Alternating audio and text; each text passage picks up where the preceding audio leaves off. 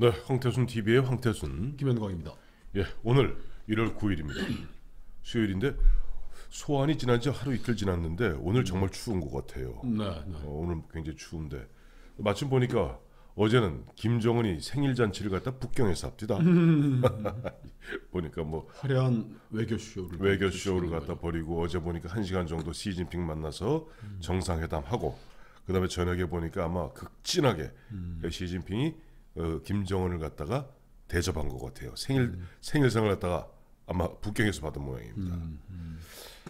그런데 김정은 이른바 수령님은 저 북경에서 초호화판으로 들고 계시는데 뭐 인민들은 또 간단하지 않은 것 같아요. 그렇죠. 지금 뭐 우리 대북 제재의 효과에 대해서 뭐 네. 갑론을박이 있고 한데 네. 제재는 작동하고 있는 것 같아요. 그렇죠. 작동할 수밖에 없죠. 네. 외부 경제가 유입이 안 되면은 네. 내부에서 뭘 많이 생산해 가지고서 뭐 그걸 먹여 살려야 되는데 북한은 기본적으로 농업이 저 자연재해에 취약하고 네. 비 온다든지 가물다든지 하면 뭐 이제 되고 산업은 뭐 근본적으로 다 무너져 있는 상황이니까 네. 전력도 없고. 네. 그래서 어저께 제가 그 요미우리 신문 이제 홈페이지를 들어가서 봤더니 네. 제일 큰 뉴스로 그 시마네현 오키섬에 네. 그 북한 어선 네. 조금 해요. 저 예. 광개토함하고 뭐 초계기 싸움 났던 그 바다에 있던 그를 저 똑같은 크기의 배가 목선이 1톤 또 넘어왔다는 건데 사람은 그 안에 4명이 타고 있다. 그래서 이게 좀 간단히 조금 이렇게 저 홈페이지인데 읽어드릴게요. 시마네현 오키섬에 네. 8일 오전 어저께죠. 어제죠. 그 수령님께서 이제 베이징에서 화려한 외교쇼를 하고 생일상 받는 그때 네. 조선 반도에서 표착한 것으로 보이는 목선이 발견됐다. 네. 시마네현 경찰과 주민들에 따르면 네. 국적 불명의 남성 4명이 타고 있었고 네. 주민들을 찾아와서 도와달라고 얘기했다. 네. 네. 근데 시마네현 경찰은 뭐 북한에서 온 사람으로 보고 있다. 그 오키섬은 잘 아시죠? 시마네현이라는 게 1905년에 시마네현 고시를 통해 가지고 독도와 울릉도를 일본 영토로 편입시켰다. 그러니까 굉장히 독도에서 가까운 거죠. 그렇죠. 오키섬은 더 가깝고. 근데 문제는 그 2017년에도 여기서 가까운 아키다 현에서 8명이 타고 온 이제 목선이 발견되고 했는데 네. 2018년 작년이죠. 네. 작년에 북해도와 아키다현 등에서 네. 100건 이상이 북한 어선들이 이제 표류해 온 게 100건 이상이 발견이 됐고 최고치를 경신했다. 이렇게 지금 일본 요미우리가 발표를 했습니다. 그렇죠. 이제 아까도 말씀하셨습니다만은 이 트럼프의 이 뭐 대북 제재, 그다음에 유엔 안보리를 통한 대북 제재 먹힌 것 같아요. 보이스 오브 아메리카, 그러니까 미국의 소리죠. 미국의 소리가 중국의 해관 청소, 우리로 말하면 관세청 정도 됩니다. 해관 청소의 자료를 갖다 인용해서 지난해 연말에 발표한 것에 따르면은 지난 1년 동안 1월부터 11월까지 뭐 얼마 안 됐습니다. 그럼 우리가 오늘 1월이니까 그저 한 보름 전에 발표된 거죠. 북한의 대중국 수출이 10분지 1로 줄어들었답니다. 그러니까 북한이 그러니까요. 그러니까 이제 사실 뭐 수출을 하고 뭐 석탄도 수출하고 어쩌고 저쩌고 해야지 뭐 돈이 좀 나오는데 11달 동안 1억 9천만 달러를 수출했는데 그게 2017년에는 같은 기간에 약 한 20억 달러를 수출했답니다. 중국에만. 그러니까 정확히 12분지 1로 줄어들었대요. 그게 90%가 날아간 거죠. 날아간 거죠. 그러니까 지금 그 일본에 지금 표류하고 있는 배가 지금 작년에 확인된 것만 이제 100척이 넘었다니까 이게 사실상의 보트 피플인 셈인 거예요. 자발적인 건 아니지만은 네. 최근에 북한 내부에서 먹고 살기 힘드니까 물고기라도 잡아먹자 그리고 어선 뭐 큰 어선도 아니고 여기 우리 사진 요 띄워드리면 되겠다. 이 어선을 타고 나와가지고 만약에 그 안에 10명이 타고 있었으면은 1000명 이상이 지금 표류해서 일본으로 간 것이고 그 중에 얼마가 죽었는지 얼마가 뭐 했는지 자발적으로 넘어온 건지 타이에서 뭐 밀려서 나온 건지도 통계가 안 되고 있는데 우리가 광개토 대항함과 그 일본 초계기간의 그 무슨 갈등은 자꾸 보면서 그 대화태라 그러면 북한 해안에서부터는 뭐 400km 이상 떨어진 곳까지 울진 앞바다에. 저 목선을 타고 간 사람들의 상황. 네. 이거는 어떤 건지에 대해서는 관심이 없어요. 참 이게 안타까운 게 옛날에는 우리 해경이나 그 군함들이 북한에서 이제 표류해 오던 이런 선박들 같은 거 하면은 합심이라 그러죠. 뭐 보안사도 가고 뭐 군에서도 하고 뭐 정보부 국정원에서 가고 해서 어떤 일이 벌어지고 있고 당신들 한국으로 오기 위해서 탈출한 거 아니냐라는 식으로 물어보기도 했는데 이제는 뭐 우리 정부의 그런 원칙들도 다 없어진 것 같아요. 그냥 뭐 무조건 막 돌려보내고 그러는데 그게 이제 문재인 정부 들어서 특징 아닙니까? 보면은 괜히 갔다가 신문회가 합심조가 신문회 갖고 사실은 좀 뭐 먹고 살라고 내려왔습니다. 그러면 또 어떻게 하겠어요? 그러니까 아예 오면은 무조건 북한으로 돌려보내는 것인데 저는 여기서 포인트는 뭐냐니까 이번에 김정은의 신년사입니다. 김정은 신년사의 핵심이 뭡니까? 저희가 한번 짚어드린 바 있습니다만은 자력갱생이었어요. 자, 자력갱생이 왜 나왔겠습니까? 그야말로 미국과 유엔 안보리의 대북 제재가 흔한 얘기 약발이 먹혀 들어가니까 그야말로 자력갱생을 외치고 있으면서 또 우리한테는 결국 보면 자 개성공단, 자, 금강산 우리가 아무 조건 없이 아무 대가 없이 허용해 줄 테니까 빨리 투자들 하라.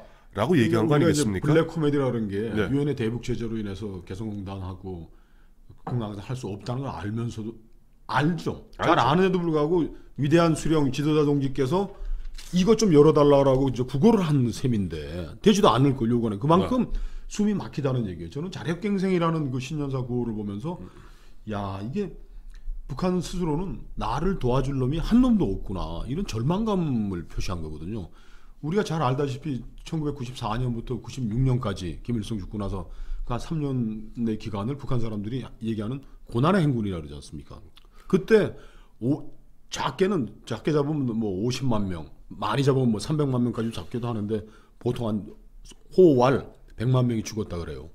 그런데 지척에서 떨어져 있고 우리는 정보기관도 있고 유엔의 여러 가지 세계 식량 계획이나 이런 것들이 다 거기 나가 있었지만은 그렇게 집단 아사가 벌어졌는 줄 몰랐거든요. 저는 그걸 알 수가 없어요. 사실 보세요.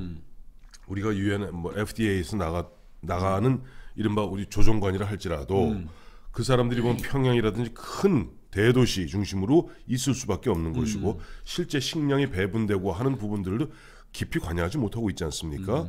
그런 건데 주로 굶어 죽는 것은 북한도 마찬가지예요. 2,500만 인민 중에서 한 300만 정도의 평양 시민은 특별 시민입니다. 특별 시민이죠. 그다음에 뭐 저 보면 김책시라든지 이런 대도시에 또 그다 특별 시민, 우리만 직할 시민이에요. 대부분 굶어 죽는 사람들은 일반 변방에 있는 사람들이고 뭐 그런 사람들에 대해서는 그런 사람들을 상징했던 뭐 그 사람은 아닙니다만은 황장엽 선생이 이른바 탈출해서 우리나라로 왔을 때 처음에 김정일이죠. 막으려 했다가 결국 안 되니까 뭐라고 그랬습니까?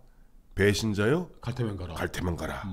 라고 했는데 지금 자력갱생을 외치면서도 지금 보면 중국에 간 김정은 자력갱생을 외치면서도 남쪽을 향해서는 개성공단과 그다음에 금강산 관광을 갖다가 무조건적으로 베풀어주겠다라는 좀 블랙 코미디를 벌이고 있으면서 또 조만간 미국과 트럼프와 뭘 할 듯이 계속 쇼를 하고 있는데 저는 이럴 때일수록 보면 한미일 삼각동맹이 굉장히 중요하다고 봐요. 여기서 압박을 가해서 저희가 아까 말씀드린 대로 실제로 보면 북한의 제재 압박이 먹히니까 10분의 1로 줄어들었고 그렇죠. 10분의 1로 줄어들었죠. 그렇죠. 정확히 20억 달러가 2억 달러 미만으로 줄어든 거 아닙니까? 대중 수출이 중국 수출이 거의 북한의 수출의 90%를 차지합니다. 저는 이런 생각이 또 들어요. 지금 허장성세가 대단한 거예요. 김정은이가 중국에도 뭐 핵 보유 선언한 이후로는 지금 4번째로 지금 가서 그렇죠. 국빈 대접 받고 있고 네. 트럼프도 만나고 이게 허장성세인 거예요.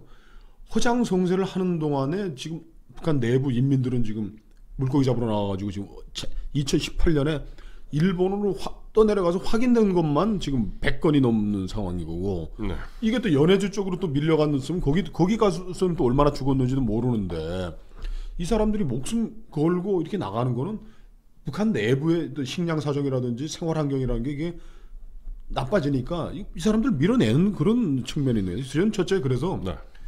이 일본하고도 지금 이 일본 요미우리 신문이 이걸 저 홈페이지에 이제 톱 기사로 어제 낮에 띄워놓은 거는 야 너희들은 지금 북한이 이렇게 보트 피플이라고 이름을 붙일 만큼 지금 많이 오는 거 아닙니까? 일본의 표류에서 도착하지 못하는 사람들은 침몰에 죽었거나 어디서 뭐 사라졌을 수도 있는 건데 연해주로 뭐 위로 또 갈 수도 있는 거고 하니까 이런 것들에 대해서 좀 우리 정부가 좀 선제적으로 좀 실태 파악부터 좀 해야 될 것 같아요. 일본하고 뭐 초계기가 뭐 레이저 빔을 맞았냐 안 맞았냐 이거보다는 그때 그나마 그래도 고난의 행군 시대에 김영삼 정부가 쌀 15만 톤을 보내줬다고요. 그래서 인도적 지원이나 이런 것들에 대해서도 이 김정은이가 뭐 내가 뭐 미국과 중국을 움직이는 것처럼 이게 허장성세를 하면서 밑에 인민들은 지금 보트 피플로 지금 밀려나고 있다. 자, 그럼 먼저 뭐 일단 슬슬 이제 마무리 단계 들어가겠습니다. 이제 앞서 말씀하신 대로 북한이 고난의 행군을 하고 물론 김영삼 대통령이 15만 톤 쌀 보냈습니다만 결정적으로 고난의 행군에서 북한이 벗어날 수 있었던 것은 김대중 정부가 들었으면서 그야말로 우리 당시 이쪽 내부에도 보면 야 이건 묻지마 퍼주기 아니냐. 매년 쌀 50만 톤, 비료 30만 그래, 톤 보내준 거죠. 공식화했던 거죠. 거기다 보면 우리 다 알고 있습니다만은 뭐 현대를 통해서 보면 5억 달러 물론 내탕금으로 들어간 겁니다만은 그래서 숨통을 틔웠던 게 김정일 아닙니까? 자 보세요. 지금도 마침 트럼프 정부에서 대북 제재를 갖다 가하고 그로 말미암아 북한이 기신기신합니다. 이럴 때 바로 얼마 전에 그 알릴레오의 문정인 특보가 나서 한 얘기 있죠. 김정은에게도 가장 중요한 것이 경제다.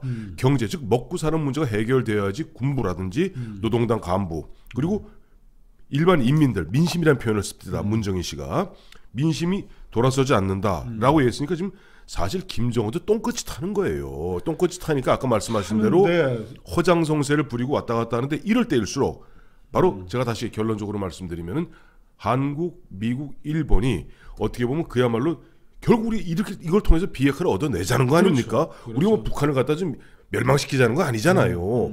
그런데 여기에 보면 이 삼각동맹에서 빠져나가는 핵심이 누굽니까? 문재인 정부예요. 그렇죠. 그리고 지금 보면 그러니까 미국하고 일본은 굉장히 우려스러운 눈으로 보고 있고 우리는 균열되어 있고 그다음에 보란듯이 지금 김정은을 가서 생일상 받고 있는 겁니다.